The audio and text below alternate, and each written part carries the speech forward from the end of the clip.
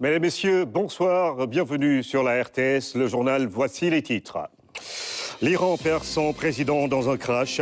Ibrahim Raïssi est décédé ce dimanche des suites de l'accident de l'hélicoptère qui le transportait. Mohamed Morber est désigné président de la transition jusqu'à l'élection présidentielle qui doit se tenir dans les 50 prochains jours. Un deuil national de 5 jours a été décrété. Le président sénégalais compatit. Bali, capitale de l'eau. Après Dakar en 2022, l'Indonésie accueille le 10e rendez-vous mondial sur l'accès et la gestion du liquide précieux. Le Sénégal prône l'hydrodiplomatie et se presse en exemple à travers l'OMVS et le Blue Deal. Cheikh Tidiane Dièye porte le plaidoyer. Le pavillon Sénégal attire les regards. Popenguine pour un Sénégal de justice et de paix. La 136e édition prêche pour ces deux valeurs cardinales. L'Église exhorte les humains à en faire leur viatique. La cérémonie officielle du pèlerinage marial s'est tenue ce lundi en présence du ministre de l'Intérieur. Teungueth FC se loupe et devra attendre pour être champion de la Ligue 1. Les Rufisquois ont été battus 3-1 par l'AS Pikine. Le leader garde 4 points d'avance sur son dauphin, l'AS Diaraf. Dans Actu Sport Express, nous parlerons également des footballeurs sénégalais à l'étranger et de Cheikh Tidiane Diouf qui remporte la finale du 400 mètres et en Martinique, mais rate sa qualification au JO Paris 2024.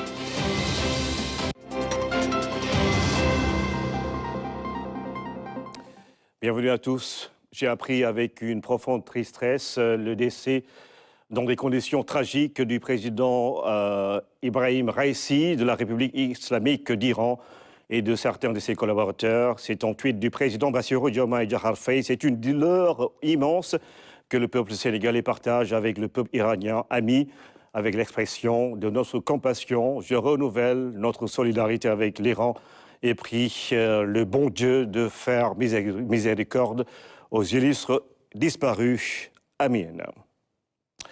Les autorités iraniennes ont donc annoncé ce lundi la mort du président Ibrahim Raïssi et du ministre des Affaires étrangères dans un accident d'hélicoptère survenu dimanche.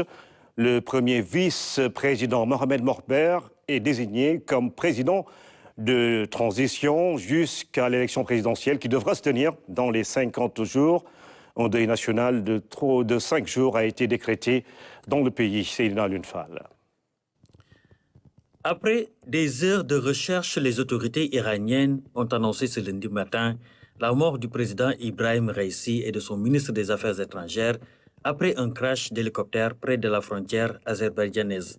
Ibrahim Raïssi était en déplacement dans la province iranienne d'Azerbaïdjan oriental pour inaugurer un barrage. Religieux ultra-conservateur, le président iranien Ibrahim Raïssi, âgé de 63 ans, était pressenti pour succéder au guide suprême l'ayatollah Khamenei.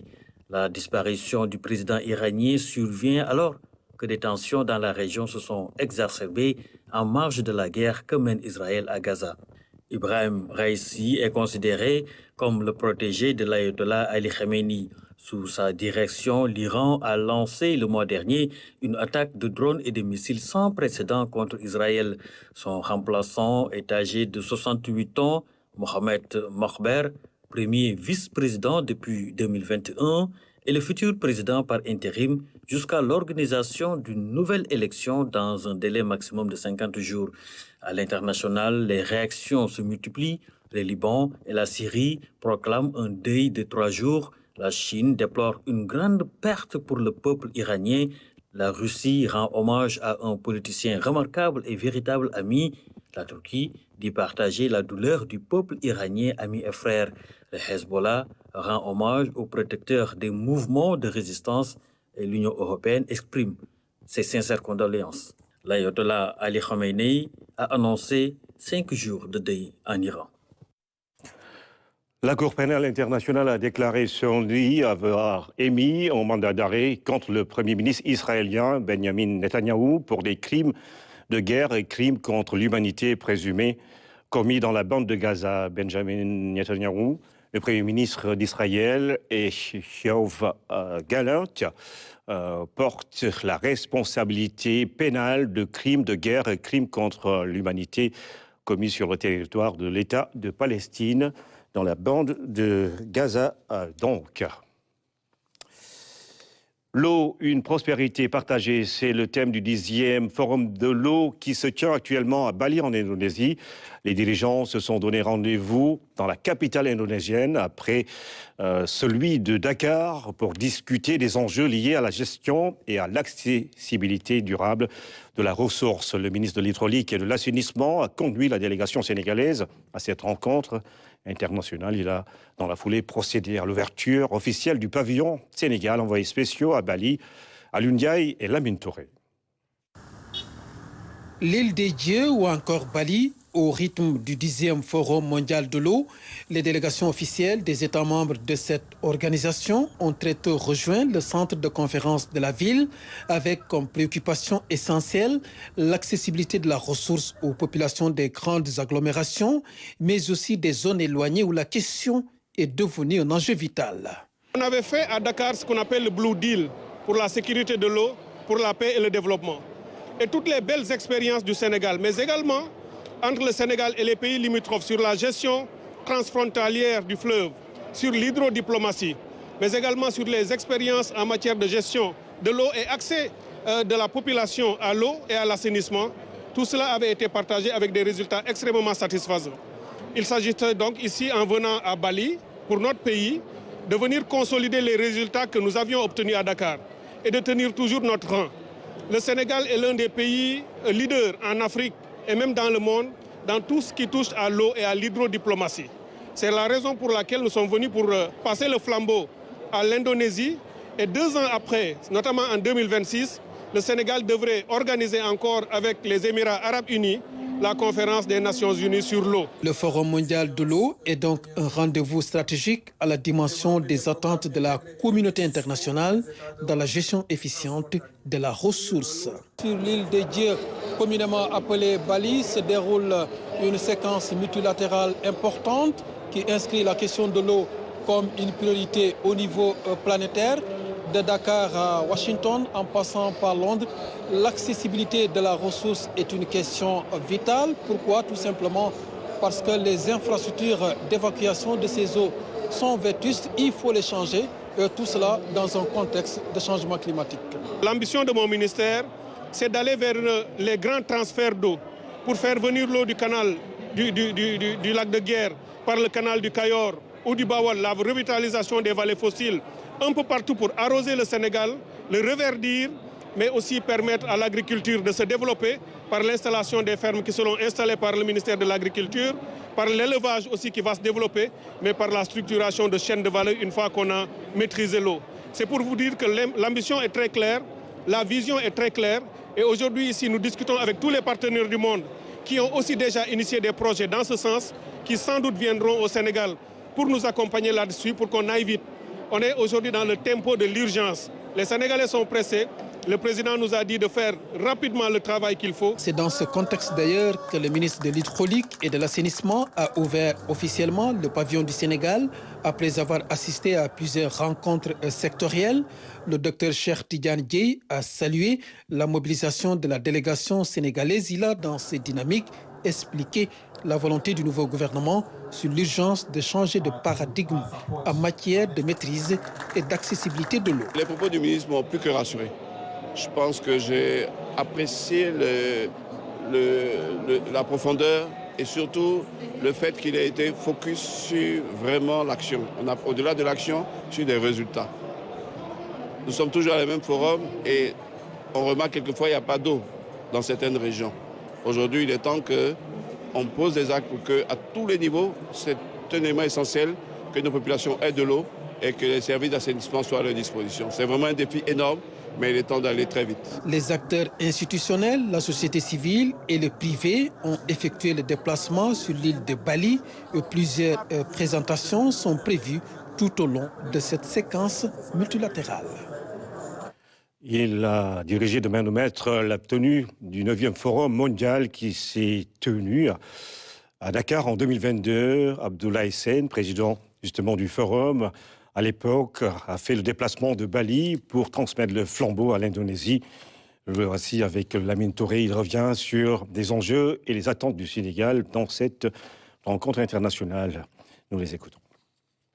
le monde entier a élaboré rigoureusement et adopté ce qu'on a appelé le Blue Deal, un pacte sur l'eau qui aujourd'hui constitue le levier à travers lequel le monde entier est en train de construire l'agenda mondial de l'eau. Ce Blue Deal sur la sécurité de l'eau pour la paix et le développement vise justement à mobiliser le monde entier, mais aussi toutes les échelles de gouvernance afin d'assurer la sécurité de l'eau pour tous, le droit à l'eau, assurer la sécurité des ressources, multiplier les ressources, une gouvernance inclusive, mais surtout aussi la coopération et les partenariats. Le Sénégal a dépêché une forte délégation pour assister véritablement à ce forum international sur l'eau. On a constaté, on a senti la présence du secteur privé, il y a le secteur institutionnel. Aujourd'hui, véritablement, quelles sont les attentes du Sénégal par rapport à cette rencontre? Nous sommes venus pour partager notre expérience parce qu'il s'agit d'un rendez-vous du donner et du recevoir.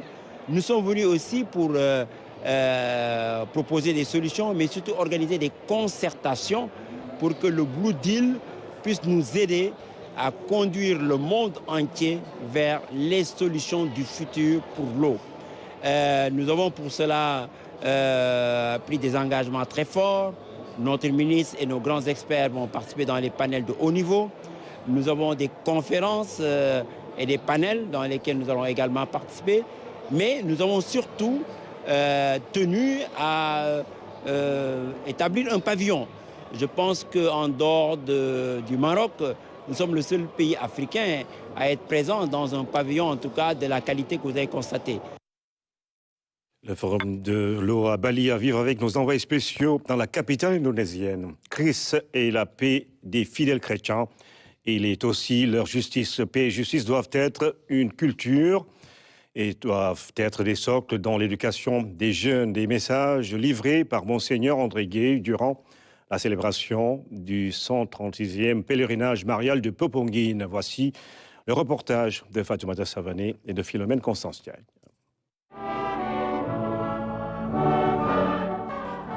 Un sanctuaire qui a fait le plein avec une fervente ambiance de lendemain de Pentecôte. Venus nombreux à cette 136e édition du pèlerinage marial de Popengine, les fidèles ont communié et prié dans l'unité. C'est-à-dire pour semer en nous et autour de nous la justice et la paix, en parole, en acte, et plus profondément encore, en éduquant nos cœurs, où notre conscience, siège de nos intentions et mère de nos comportements, tout spécialement en éduquant les enfants et les jeunes. Éducation à la paix et à la justice, pour que paix et justice deviennent comme une culture. Laissons le Christ inculquer dans nos consciences les valeurs de son royaume, déclinées en Matthieu chapitre 5. Heureux les pauvres de cœur, heureux les doux, ceux qui ont soif et faim de la justice, les miséricordieux qui savent pardonner, heureux les artisans de justice et de paix. Revenus sur le sens du thème, les fidèles catholiques du Sénégal et des pays limitrophes sont invités à communier et à prier au pied de Notre-Dame de la Délivrande de Popengine pour un Sénégal de justice et de paix. Monseigneur André Gay a invité les chrétiens à demeurer des acteurs à part entière. Justice et paix ne sont pas des slogans, ni des principes purement théoriques ou abstraits, des idéaux irréalisables. Au contraire, ce sont nos attitudes, nos comportements, nos manières de faire, de parler, de voir et d'être qui doivent les incarner. Les promouvoir, vous le savez, est une œuvre sans fin, de longue haleine, pour laquelle, nous le savons, il faut de la patience, dans le double sens du mot durée et souffrance. Il faut de l'humilité et du courage. Il faut surtout nous accepter les uns les autres dans nos différences de toutes sortes et nous décider à aller dans la même direction. Mais il faut autre chose en plus, et c'est le plus fondamental, c'est accepter de changer, vraiment, radicalement, nos comportements et nos mentalités. Un changement que nous appelons conversion. Le célébrant a aussi appelé au respect qui doit être un dogme pour tout croyant dans toute chose au quotidien.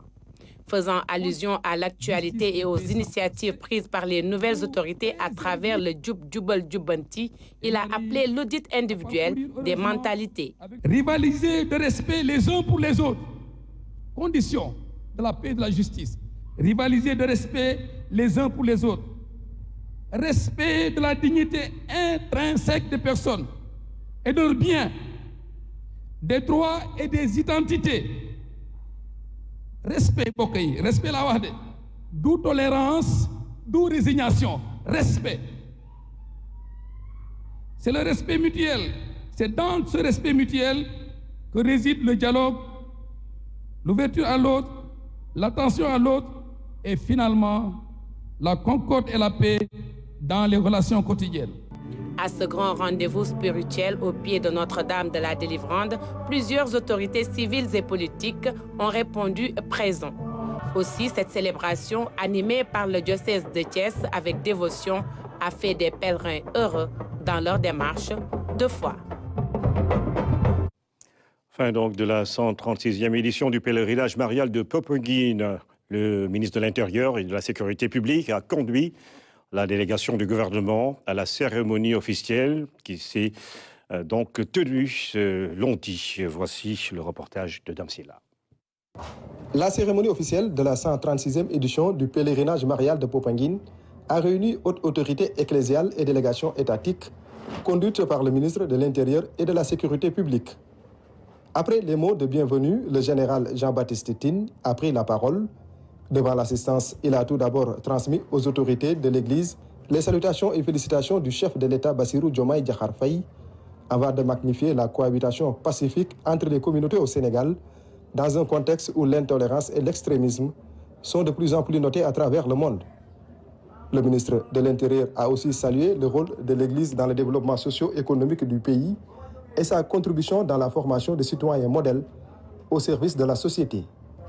Abordant le thème de cette année, avec Marie, notre mère, marchons ensemble pour un Sénégal de justice et de paix, le général Tine dira que la dame de la délivrande doit servir de repère à l'humanité toute entière. Revenant sur la dernière élection présidentielle, Jean-Baptiste Tine a salué la décision sage, constante et courageuse de l'Église. Il a aussi rappelé l'importance de l'orientation politique de l'État axée sur le Jubal Jubanti, seul moyen selon lui de garantir un Sénégal uni, souverain, juste et prospère. Et pour terminer, le chef de la délégation du gouvernement a promis que l'État va poursuivre les travaux de rénovation et d'extension entamés à Popenguine. Prenant la parole, Monseigneur Benjamin Ndiaye, archevêque de l'archidiocèse de Dakar, a tout d'abord demandé au ministre de l'Intérieur de transmettre au président de la République, Bassirou Diomaye Diakhar Faye, ses vives félicitations suite à sa brillante élection à la tête du pays. Il a ensuite formulé des prières à son endroit pour la réussite dans ses missions, avant de l'inviter à faire de l'intérêt de la nation sa priorité quotidienne. Monseigneur Benjamin Ndiaye a aussi fait des recommandations à l'État du Sénégal. Il les invite à s'investir pleinement à la diminution du coût de la vie, de mener une politique d'inclusion sociale qui facilite le travail à la jeunesse et de renforcer la politique qui vise à lutter contre le changement climatique. Évoquant l'organisation réussie de la 136e édition du pèlerinage marial de Popenguine, Monseigneur a salué le respect des engagements des services de l'État. Avant de terminer son discours, il a formulé des prières pour un Sénégal de justice et de paix sous les pas guidés de la Sainte Marie. Dernière note de cette cérémonie officielle, la remise de décorations aux personnes qui se sont toujours distinguées dans l'organisation du pèlerinage marial de Popenguine. Le ministre de l'Enseignement supérieur, de la Recherche et de l'Innovation continue ses visites de prise de contact avec les acteurs du secteur qu'il dirige. El Hadj Abdourahmane Diouf était à Thiès. Il s'est rendu à l'université Iba Der Thiam. et dans quelques grandes écoles de la ville. Mamadou Sakini. La rencontre avec responsables pédagogiques, étudiants et syndicalistes a permis au ministre de mieux s'imprégner des maux de l'enseignement supérieur à Thiès. Les problèmes sont nombreux. On a des problèmes pédagogiques, des problèmes de classe, on a des problèmes de dortoir, le fameux pavillon, on a des problèmes de restaurants. Il y a des problèmes partout. Mais quand je dis que ma satisfaction existe, c'est qu'aussi partout où j'ai vu des problèmes, j'ai entrevu des solutions. Des solutions qui seront concrétisées avec le concours de l'ensemble des acteurs. Pour y arriver, le ministre prône une démarche inclusive et participative. Nous allons travailler avec tous les différents acteurs qui sont présents et nous espérons que dans des délais raisonnables, les différents chantiers seront livrés. Et une fois que ces chantiers seront livrés, l'Université de Thiès et toutes les grandes écoles qui gravitent autour d'elle pourra continuer sa montée en puissance. J'en suis sûr, je n'ai aucun doute. Continuez à travailler comme vous l'avez toujours fait, dans un esprit patriotique, en prenant en compte le fait que vous êtes en face d'un nouveau gouvernement qui est en train de prendre ses marques. Le gouvernement annonce des concertations sur la stabilisation de l'année académique la fin du mois. Des concertations attendues avec beaucoup d'espoir par la communauté universitaire. C'est un sujet plus que d'actualité. L'introduction des langues nationales dans le système éducatif. Des ressources numériques en grammaire et en orthographe sont produites. L'expérimentation a ciblé 6 langues conformément à celles choisies dans le cadre du modèle harmonisé de l'enseignement bilingue au Sénégal. Moreps, plus de détails avec Massamba Tchane. La rencontre des différents acteurs concernés a duré 2 jours, répartis en groupes en fonction des 6 langues nationales retenues dans le cadre du modèle harmonisé de l'enseignement bilingue au Sénégal, MOEPS.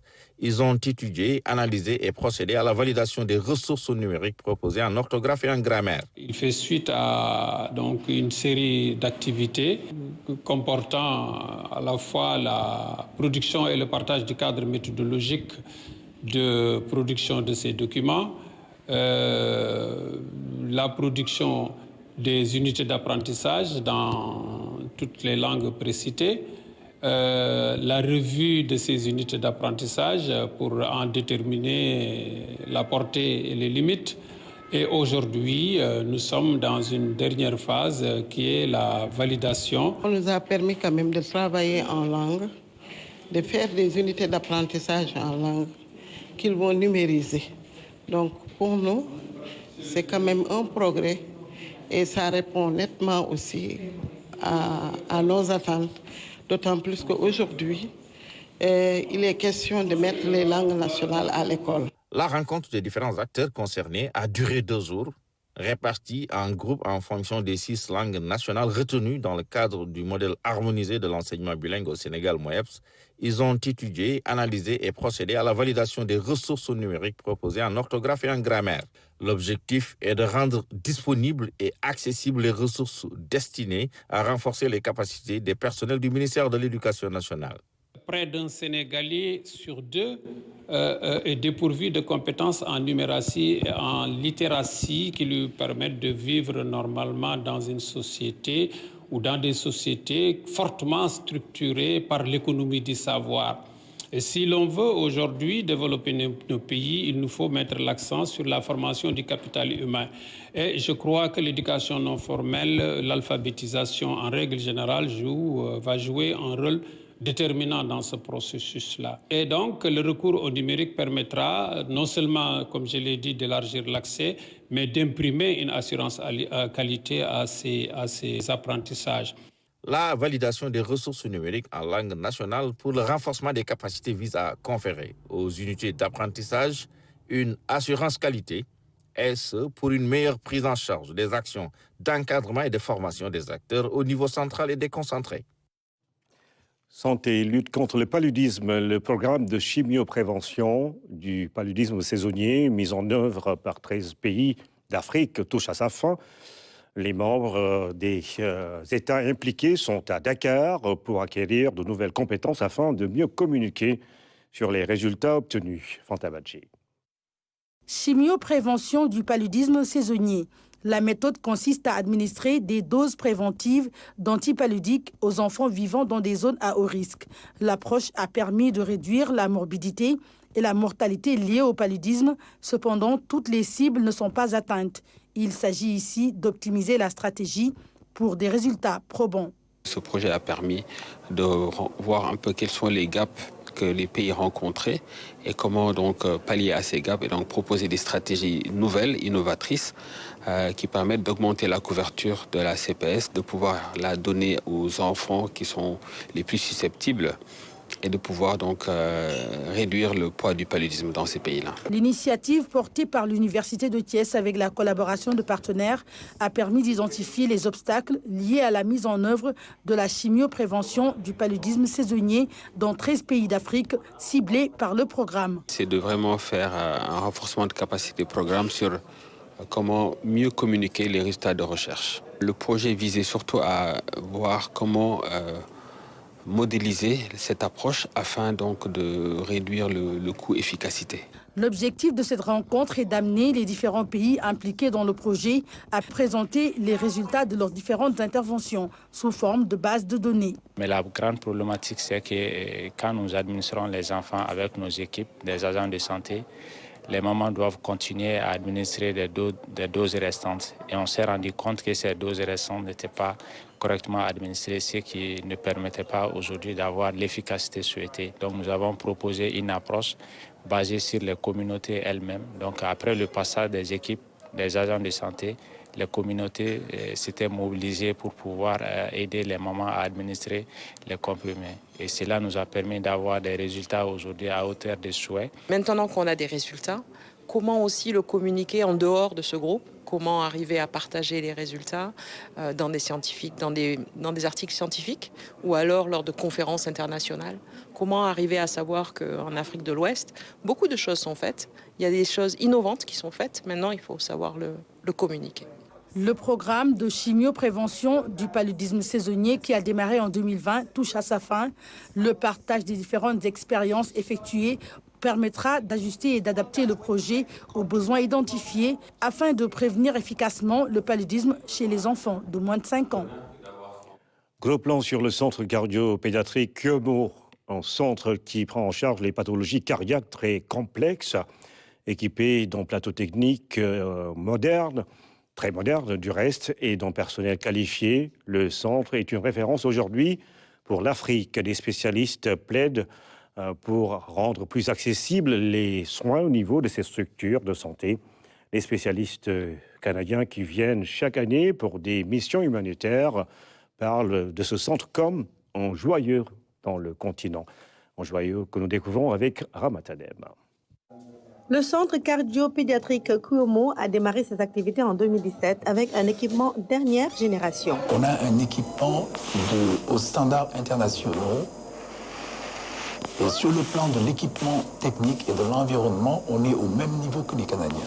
Avec un personnel qualifié qui prend en charge des cas complexes. Il y a des centaines de malformations cardiaques avec des degrés de complexité quand même croissants.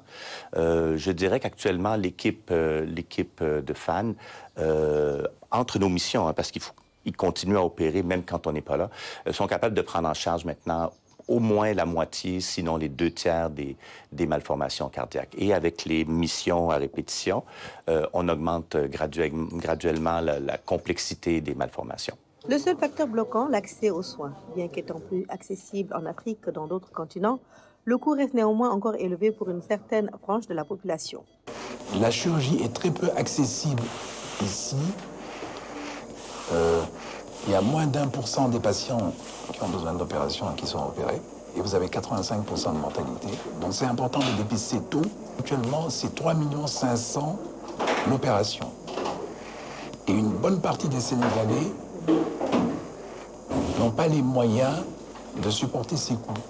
Autre facteur bloquant, le dépistage précoce. Pour une prise en charge à temps de nombreuses pathologies ou malformations complexes. Ici, on a des cas qu'on va diagnostiquer plus tard, ou des cas qui ont été diagnostiqués il y a quelques années, mais pour lesquels la famille n'avait pas accès aux soins. Donc, on a effectivement des cas plus complexes, plus vieillis, qu'on pourrait dire, et donc plus avancés, très souvent. La subvention peut être une alternative afin de rendre plus accessible, financièrement bien sûr, ces interventions. Les privés peuvent aider à subventionner ce genre de centre en subventionnant les consommables, ce qui permet de réduire les coûts. Mais il y a un gros effort à faire pour rendre ces interventions, disons, financièrement accessibles aux Sénégalais. De l'avis des spécialistes canadiens, le centre cardio-pédiatrique Cuomo est une référence pour l'Afrique et il faut mettre les moyens pour le préserver. Le centre Cuomo, qui est une perle pour le Sénégal, ça a été inauguré il y a 8 ans. Et c'est le seul centre actuellement en Afrique de l'Ouest qui peut dispenser ce genre de traitement-là. D'ailleurs, il y a des médecins et des patients de d'autres pays qui viennent maintenant se faire enseigner ou traiter. Et c'est une perle qu'il va falloir maintenir. Il faut mobiliser la société sénégalaise pour qu'elle s'investisse dans ce centre, qu'elle le subventionne, trouver des donateurs locaux et encourager cette équipe à continuer à traiter les enfants et à devenir surtout un pôle d'excellence pour d'autres régions du Sénégal et d'autres pays de la région aussi. De plus d'une trentaine de millions de francs CFA pour une intervention à l'étranger au centre Cuomo, elle est à 3,5 millions.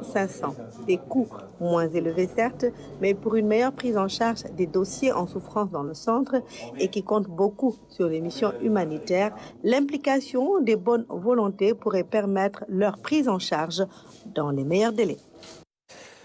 La santé et le sport qui font beau ménage dans un instant. Le journal Actu Sport Express avec Ibrahima Mboup.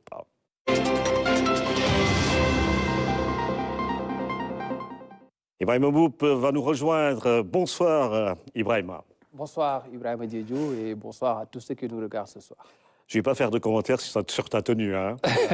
J'attends la fin parce que vraiment, tu as frappé fort comme l'AS Pékin face à Teungueth FC ce week-end en championnat Ligue 1 sénégalaise de football, le leader qui perd un match capital quand même pour le titre. Un match capital, faux pas, j'allais dire, de Teungueth Football Club devant l'AS Pékin hier au stade Alassane Djigo. Les Pékinois l'ont emporté sur le score de 3-1. Suivez le résumé de Fatoumata Savané. Posant 3-1. Dès l'entame de la partie, les joueurs du coach Senghor ont pris le match à leur compte en multipliant les occasions. À la 14e minute, Ousmane Goudiaby ouvre le score.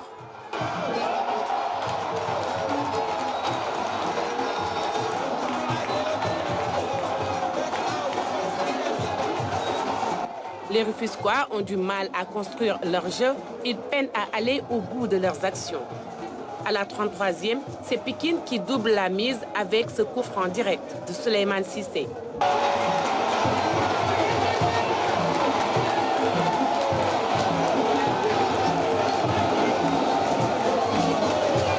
À la mi-temps, les supporters de Pékin sont sûrs de remporter le match et même de corser le score. Chez les Rufisquois, on croit aussi à un renversement de situation. Bon, nous avons joué cette pression. Bon, moi, je sais si kàttanu yàlla ñu légaliser te dañuy gagner inchallah. Tey dañoo ñëw ndax ndam dañ ne Teungueth waruñoo nangu mu ñëw suñu biir stade dafa yóbbaale ñu ne moo jël championnat bi Alassane Djigo moo tax ñun tey dañoo ñëwaale ak ndam bëgguñu Teungueth yóbbaale loolu bu muy jël na ko jël feneen mais du bëgguñu mu jël ko Alassane Djigo te ñun dañoo bëgg a jël 3e. À la 86e minute, Adama Diarra réduit le score pour le Teungueth FC. Au finish, Pékin ne lâche rien et arrive même à alourdir la sentence. Le 3e but est marqué par Ibrahima Dian dans les arrêts de jeu. Nous, notre objectif, c'est terminer dans le podium. Depuis quelques temps, on est sur une bonne dynamique. Donc, il fallait continuer sur cette dynamique pour pouvoir bien voyager à Ziguinchor. C'était ça la motivation. L'équipe a trouvé de la confiance. On sait que les vraies valeurs du football, c'est le collectif. À certains moments, c'est parti. Chacun voulait faire de son côté. Mais là, on a retrouvé nos vraies valeurs, nos collectifs. On s'appuie sur le collectif. On est épanoui et ça se voit sur le terrain. Il faut dire que c'est une défaite amère du fait qu'on n'a pas reconnu Teungueth sur le plan défensif surtout. Parce que d'habitude, on était une équipe costaud derrière, Mais malheureusement, aujourd'hui, on n'a pas été considéré devant une équipe qui ne jouait rien dans le championnat, devant une équipe de Pékin qui n'avait pas de pression et qui était devant son public. Et je pense que c'est une défaite qu'il faut très bien analyser pour qu'il n'y ait pas de conséquences néfastes pour les 2 prochains matchs. Et comme je vous ai dit, maintenant, c'est à nous, nous avons encore notre destin en main. Sur les 6 points, on cherche 3 points. Donc une victoire contre Génération Foot nous donnerait le titre, ou bien une victoire contre Stade de Mbour nous donne le titre. Pour vous dire qu'encore, nous sommes vivants, heureusement que nous sommes vivants, mais ce sont des genres de matchs qu'on ne devrait surtout ne pas perdre. Après cette 4e défaite en 24 matchs, les prétendants au titre tiennent encore leur rang avec 46 points, mais se mettent une pression, celle de jouer les derniers matchs en filigrane avec le Jaraaf. Le Dauphin est au point et le suspense persiste en cette fin de saison. C'est Ibrahim Mboub, un leader qui vacille. Quelles sont leurs chances de remporter le championnat national? Eh bien, les chances sont intactes en cas de victoire. La semaine prochaine, face à Génération Foot, Teungueth Football Club sera champion du Sénégal, même si le Jaraaf gagne ses 2 derniers matchs. Donc, il y a eu des faux pas. Il y a 2 semaines, c'était face au Jaraaf, le Dauphin. Et hier, face à l'AS Pikine, mais les chances restent intactes pour le Teungueth Football Club à 2 journées de la fin du championnat. Et le Jaraaf qui est aux trousses avec 4 points de différence entre... Oui, Teungueth a 46 points, le Jaraaf en a 42. On va regarder ensemble les résultats au complet de cette 24e journée de la Ligue 1 sénégalaise. Il y a eu 5 matchs nuls, dont 4-0-0, 2 seules victoires. Et Diambar Guédiawaye 2-1, Dakar Sacré-Cœur Génération Foot 0 but partout, US Gorée Linguère de Saint-Louis 0-0, Jaraaf Diamono de Fatick 0-0, Casa Sport Stade de Mbour 2 buts partout, l'AS Pikine, on l'a vu, a dominé le Teungueth Football Club 3 buts à 1, la Sonacos de Diourbel et l'Union Sportive de Ouakam font match nul 0 but partout, donc Teungueth toujours leader avec 46 points, le Jaraaf deuxième avec 42 points au bas du tableau, le Stade de Mbour est 13e avec 23 points et puis Diambar de Saly est dernier au classement avec seulement 21 points. 2 équipes, Diambar et Stade de Mbour, de la même localité. 2 équipes du département de Mbour. Alors, à l'étranger, les footballeurs sénégalais ont fait trembler les filets durant le week-end en Angleterre et en France. 38e journée de la première ligue anglaise avec ce but d'Idrissa Gana Gueye sur coup franc. Ça a été dévié par Declan Rice. Arsenal s'est imposé malgré tout 2 buts à 1 devant. Et c'est l'information à retenir. En national, il y avait la dernière journée avec ce but de Cheikh Tidiane Ndoye, le capitaine du Red Star. Red Star qui a battu Épinal 4 buts à 2. Le Red Star, champion de national, coaché par un certain Habib Beye, nommé meilleur entraîneur de la saison en 3e division. Et ça se fête. Ah oui, avec Habib Beye. C'est l'ambiance. Donc après la remise du trophée, Habib Beye au milieu de ses joueurs. Et très joyeux. Mais avant de parler d'athlétisme, Ibrahima, quels sont les Sénégalais qui vont jouer la Coupe d'Europe l'année prochaine? Marseille était très surveillé pour son dernier match de championnat. Marseille a battu Le Havre 2 buts à 1, mais Marseille ne sera pas européen l'année prochaine. Malheureusement, Marseille ne pourra pas jouer la Ligue des Champions, ni l'Europa League, encore moins la Ligue Europa Conférence, puisque Marseille a été classé 8e à l'issue de la Ligue 1 française cette saison. On va courir un peu. Meeting d'athlétisme de la Martinique. Cheikh Tidiane Diouf a remporté la finale du 400 mètres, mais rate de peu la qualification au JO de Paris. Cheikh Tidiane Diouf a participé samedi au meeting d'athlétisme de la Martinique. Il a remporté la finale du 400 mètres plat avec brio, faisant un chrono de 45 secondes 3 centièmes. Du coup, Cheikh Tidiane Diouf attendra pour la qualification aux Jeux Olympiques de Paris.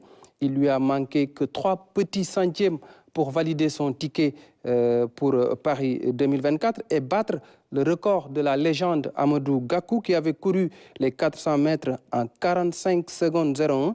C'était lors des Jeux Olympiques de Mexico en 1968.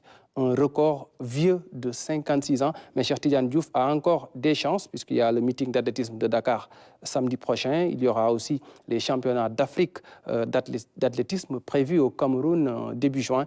Et à l'occasion de ces deux compétitions, il pourra faire les minimums qui sont fixés à 45 secondes. Sinon, il ne pourra pas se qualifier pour les JO de Paris. Il ne verra pas la vie-lumière Mais il a le talent pour le faire. Ouais. Il a commencé l'athlétisme lorsqu'il avait 22 ans. Et malgré tout, il explose. Il explose parce qu'il a de très longues foulées. C'est un athlète en devenir. S'il ne se qualifie pas pour Paris 2024, s'il continue à bosser, dans 4 ans, il pourra être aux Jeux Olympiques. On l'espère bien pour Cheikh Tidiane Diouf, donc. On parle des sports de combat, du karaté et de la boxe. On commence par le karaté avec la One Youth League qui vient d'être organisée en Espagne, une compétition réservée aux cadets, juniors et espoirs. Le Sénégalais Serigne Bakesek a décroché la médaille d'or dans la catégorie des plus de 68 kilos. Il a fêté sa victoire avec Fodendaou, le directeur des sélections nationales de karaté, un ancien champion d'Afrique, ancien vice-champion du monde de karaté. On vous laisse vivre cette ambiance.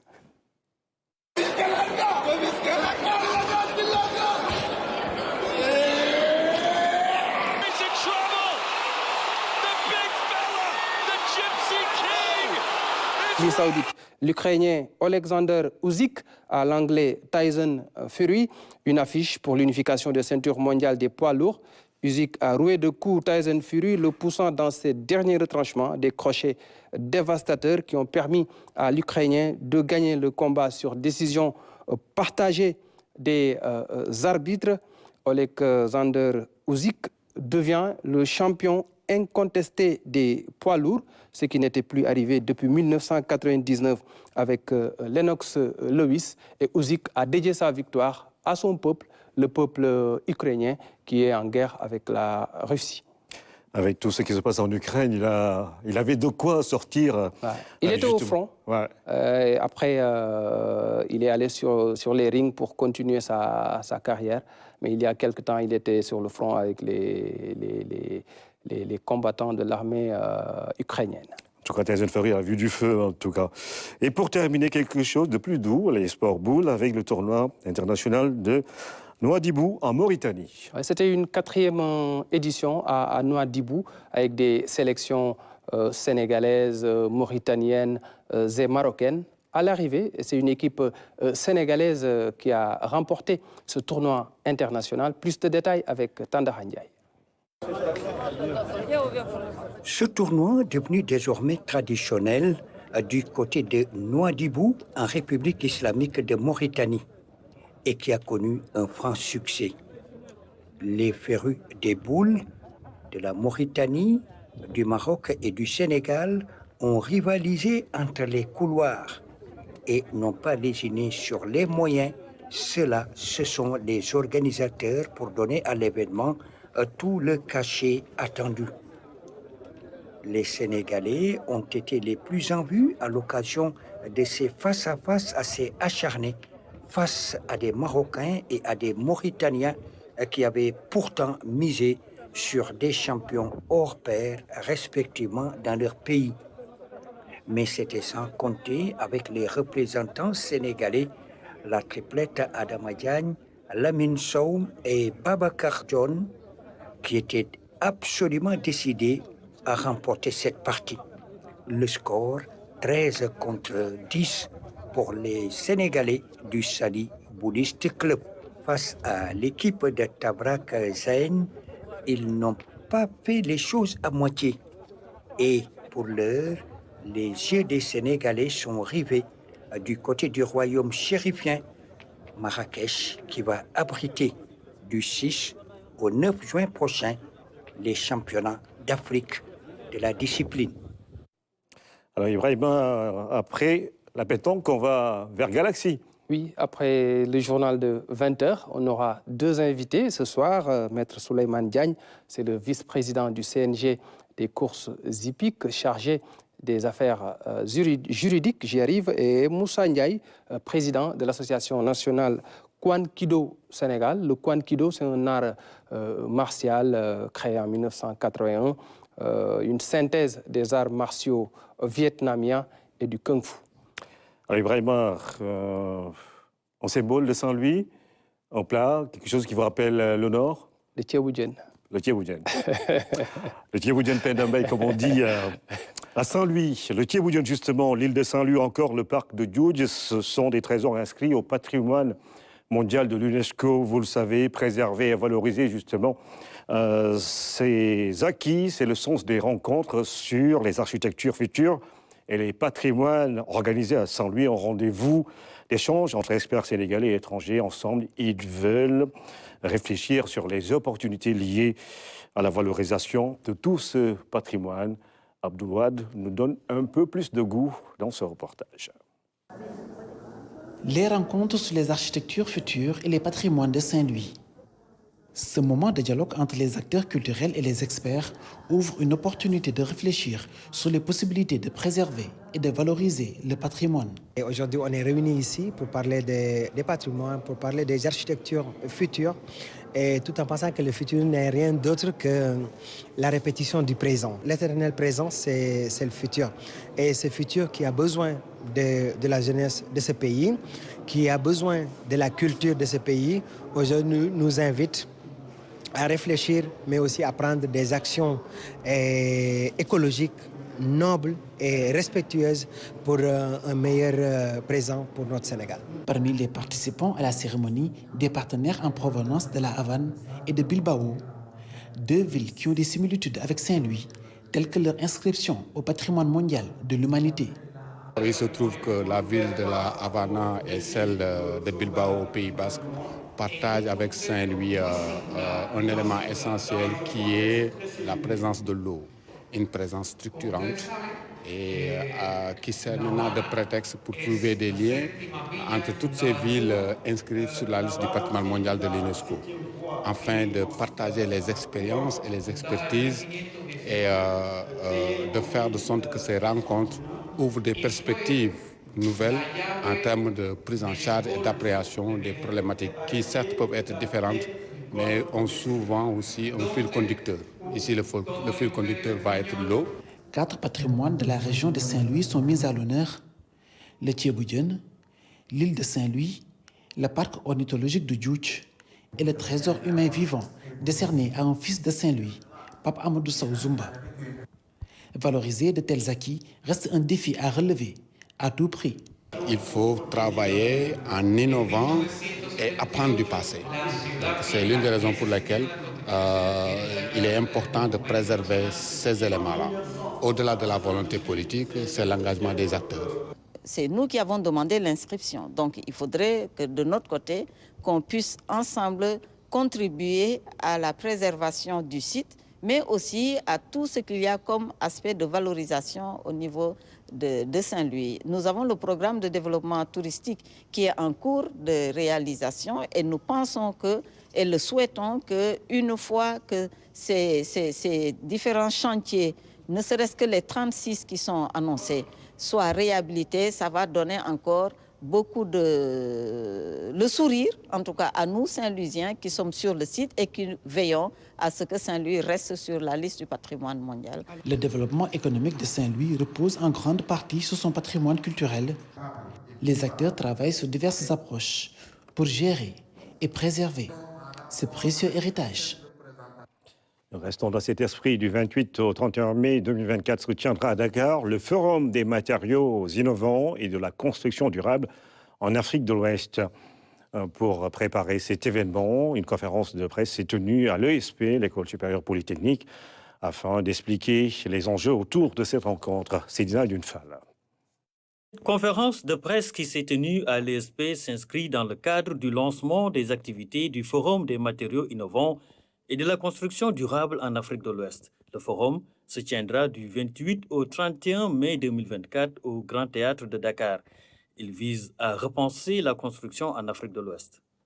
Nous avons donc soumissionné pour l'organisation de ce forum, dont l'objectif principal est de créer un réseau des acteurs de la construction durable. Pourquoi ce besoin? Vous n'êtes pas sans savoir que nous sommes confrontés à des changements climatiques qui nous obligent à nous adapter, notamment en matière de construction. Donc, pour que les résultats de la recherche puissent être vulgarisés, il faut donc ce réseau qui va être constitué d'enseignants-chercheurs, des gens de l'administration, mais également des entreprises qui sont censées mettre en œuvre les résultats de la recherche.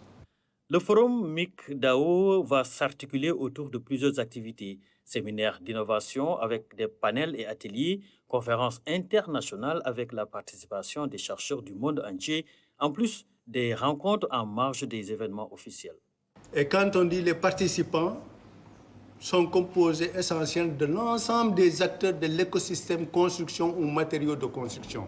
Tous les acteurs qui interviennent dans ce secteur, que ce soit des architectes, que ce soit des bureaux de contrôle, que ce soit des entreprises, que ce soit le monde de la recherche universitaire dans l'innovation, que ce soit même des gens de la finance qui financent le bâtiment ou le développement des matériaux, et même des partenaires. Donc ce sont ces acteurs au niveau des différents pays qui vont se regrouper pendant les 2 premiers jours autour d'un séminaire pour réfléchir à la mise en place d'un réseau pour continuer à partager. Plus de 200 participants de 4 pays sont attendus à cette rencontre d'échange d'exposition sur l'avenir des matériaux innovants et de la construction durable en Afrique de l'Ouest. Nous terminons avec cette image qui a fait le tour de la toile hier. Dans la soirée, un accident spectaculaire s'est produit sur la voie du bus Rapid Transit à hauteur de la station de Grand Yoff. Un acte qui relève exclusivement de l'indiscipline. Ce caractère que beaucoup partagent au Sénégal, notamment sur les routes. Dire qu'il est temps de sévir n'est qu'une répétition. Quand un camion se prend pour un BRT, c'est une chronique signée Oumar Diawa. Moins d'une semaine après le début de l'exploitation du BRT, voilà que ce que certains redoutaient s'est produit. Un acte inqualifiable pour lequel le no comment s'impose à tous. Un gros porteur chargé d'un conteneur de plusieurs tonnes s'est pris pour un CRT, camion rapide transit nocturne, en s'engageant sur une voie strictement réservée. La suite est connue et en parler relève simplement d'une pédagogie répétitive et de l'appel, du rappel à la prise de conscience de la nécessité pour tous de se conformer aux règles de bonne conduite qui fondent le vivre ensemble. C'est peut-être trop demandé aux Sénégalais frondeurs, râleurs et hâbleurs de longue date et en général très peu respectueux des codes et consignes. Nous sommes radicalement opposés, rétifs, réfractaires à l'ordre et à la discipline. Les cas de désobéissance, de contestation à tort sont légion et crèvent les yeux dans les concessions autant que l'espace public. Et sur le champ politique, on n'est pas loin d'une vulgaire arène où les coups bas sont permis. Écoles et universités sont elles aussi le théâtre de comportements en opposition de phase avec l'acquisition de savoir qui confère la sagesse. Le mal a gangréné beaucoup d'organes d'un corps social altéré, en mauvais état. Où sont passées nos valeurs et résolutions dont on se gargarise du matin au soir, alors que dans les faits, on s'en écarte sans cesse? Et ces invocations de Dieu et des saints qui vont faire brûler beaucoup en enfer, parce qu'en s'éloignant de leur message, on se rapproche du diable et de Satan. Cela dit, ces deux-là se recrutent largement parmi nous, les humains. On se dit espèce douée de raison et supérieure à tous les autres animaux. Parfois, les actes posés en font douter. Osons nous regarder dans la glace en cessant d'être narcissiques pour percevoir nos petits défauts aux grandes conséquences. Cette affaire de camion sur la voie du BRT reflète tristement le niveau d'inconscience et de je m'en foutisme atteint. Le BRT qui a donc connu un incident, le premier depuis sa mise en circulation. C'était l'objet de la chronique de Oumar Diaw. Fin de cette édition, mesdames et messieurs. Merci encore une fois de suivre l'actualité tous les jours sur la première chaîne de télévision sénégalaise.